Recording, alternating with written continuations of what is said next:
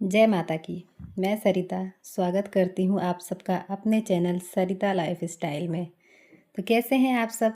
आशा करती हूँ आप सब स्वस्थ होंगे, मस्त होंगे और अपने अपने कामों में व्यस्त होंगे। सुबह की शुरुआत 5:30 बजे हो गई थी। सुबह का खाना बनाकर एंजल को स्कूल भेज दिया। हस्बैंड जी ड्यूटी चले गए, पापा भी ड्यूटी चले गए, लेकिन आज उनका व्रत है। वो मम्मी के साथ हमेशा से करवा चौथ का व्रत रखते हैं। तो आज करवा चौथ है, तो करवा चौथ में चढ़ाने के लिए मैं बना रही हूँ यहाँ मैदे की पापड़ी।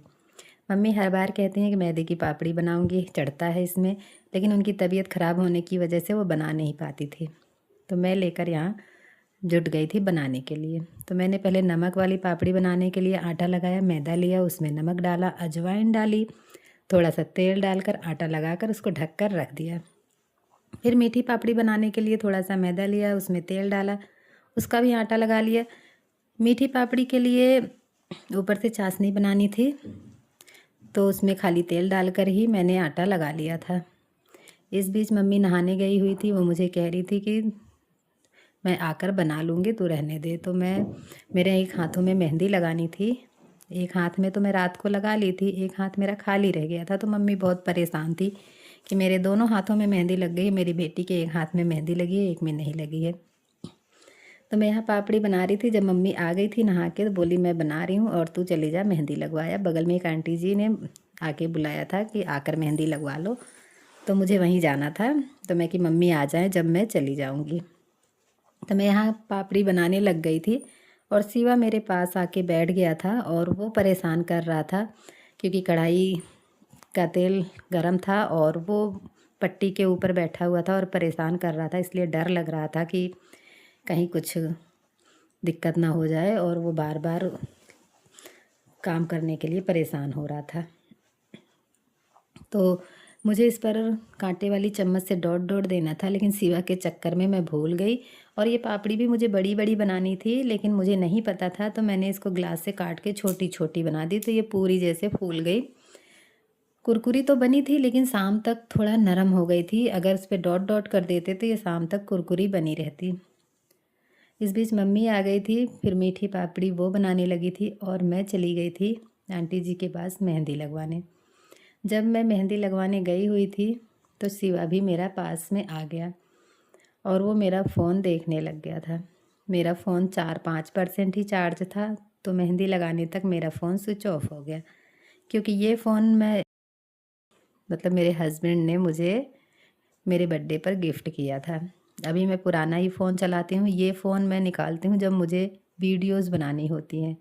तो अलमारी में ही रखा रहता है, तो इसको मैं चार्ज करना भूल गई थी। तो थोड़ा सा ही चार्ज था और मेरे शिवा ने इसको स्विच ऑफ कर दिया। सुबह 5:30 बजे ही उठ गई थी, तो बालों को नहीं धोई थी। तो मेहंदी लगवा के आने के बाद मैं बालों को धोकर नेल पेंट लगाने बैठ गई थी। नेल पेंट छुड़ानी भी थी, उसके बाद लगानी भी थी। और इस बीच मम्मी पापड़ी बनाकर दवा लेने चली गई थी। उनकी थोड़ा सा बीपी हाई था, जो कि डॉक्टर के पास जाने के बाद पता चला कि उनका बीपी हाई है। डॉक्टर ने बोला ध्यान रखो, मम्मी की तबीयत हमेशा ही ख़राब रहती है।